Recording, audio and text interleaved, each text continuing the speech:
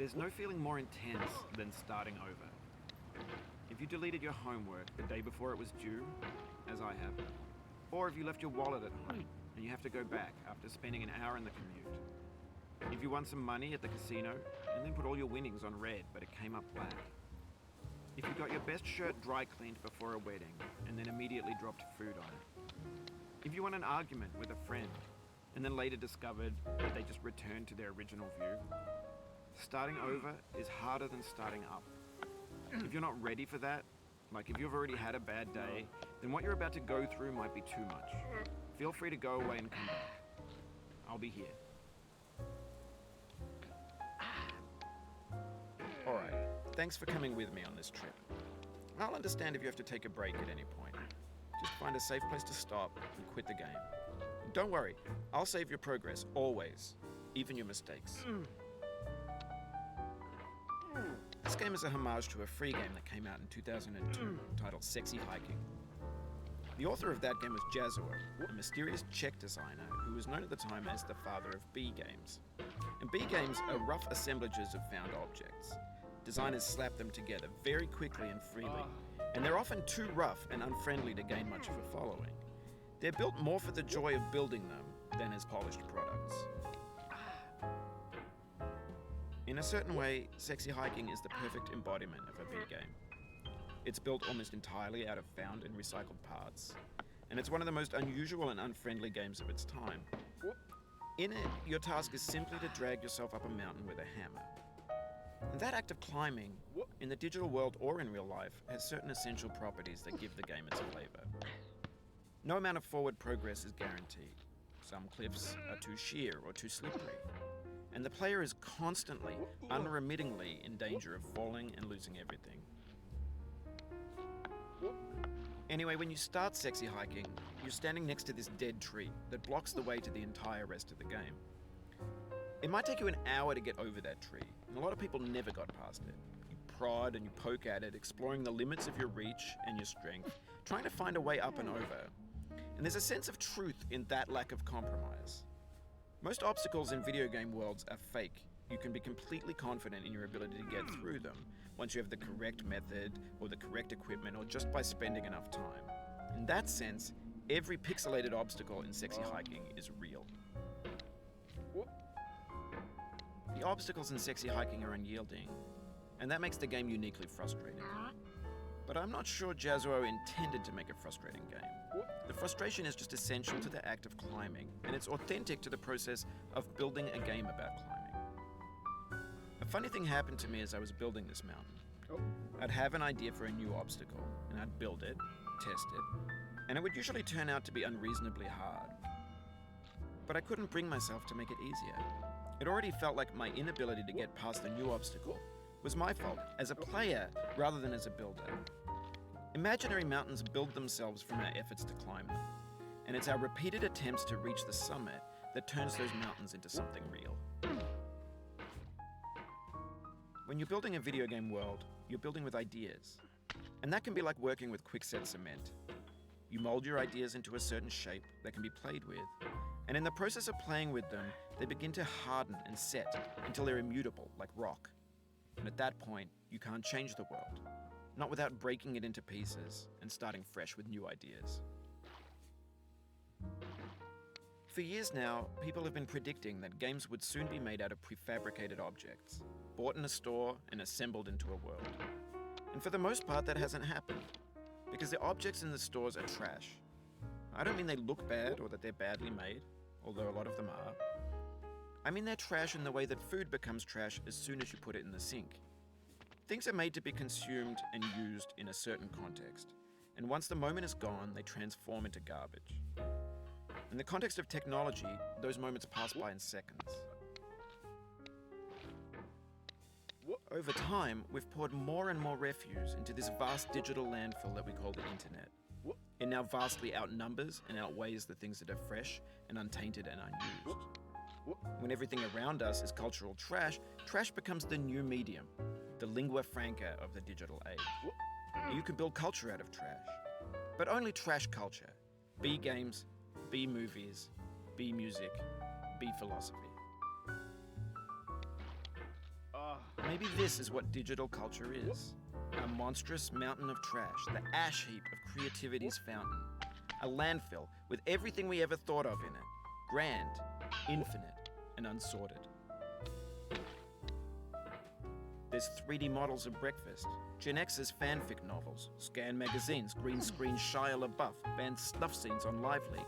Facebook's got lifelike bots with unbranded adverts and candid shots of Kanye and Taylor Swift mashups, car crash epic failed GIFs, Russian dashcam vids, discussions of McRibs, discarded, forgotten, unrecycled, muddled, rotten, untitled. Everything's fresh for about 6 seconds, until some newer thing beckons, and we hit refresh. And there's years of persevering, disappearing into the pile, out of style, out of sight. In this context, it's tempting to make friendly content that's gentle, that lets you churn through it but not earn it. Why make something demanding if it just gets piled up in the landfill, filed in with the bland things? When games were new, they wanted a lot from you.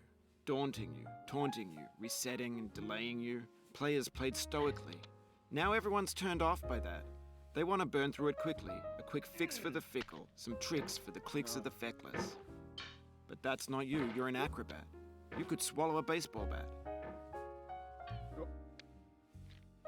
Now I know, most likely you're watching this on YouTube or Twitch, while some dude with 10 million views does it for you, like a baby bird being fed chewed up food.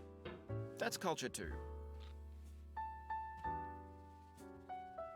But on the off chance that you're playing this, what I'm saying is, trash is disposable, but maybe it doesn't have to be approachable. What's the feeling like? Are you stressed?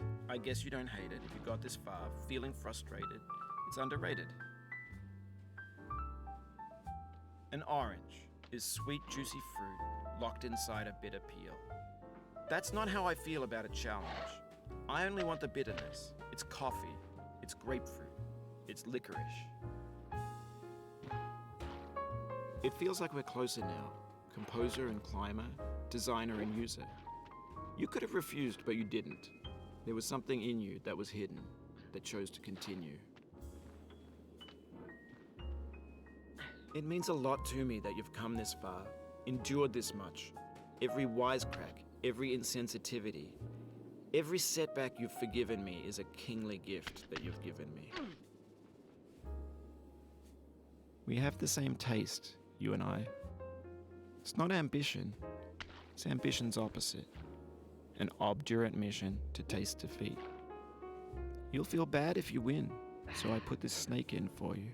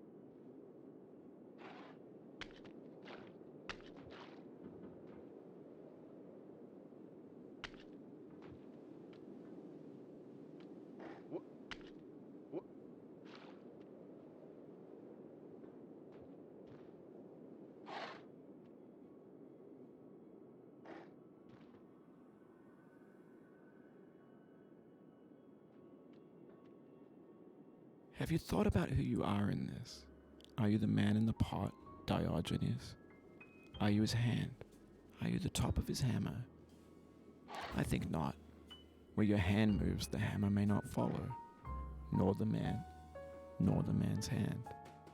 In this you're his will, his intent, the embodied resolve in his uphill ascent.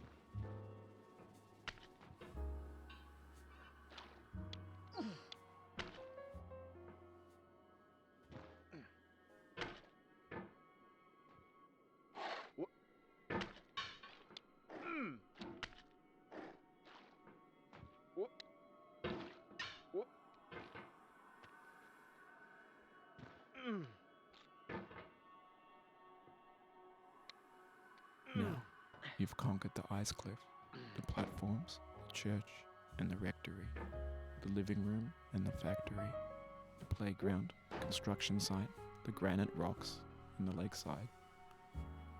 You've learned to hike. There's no way left to go but up, and in a moment I'll shut up. But let me say, I'm glad you came.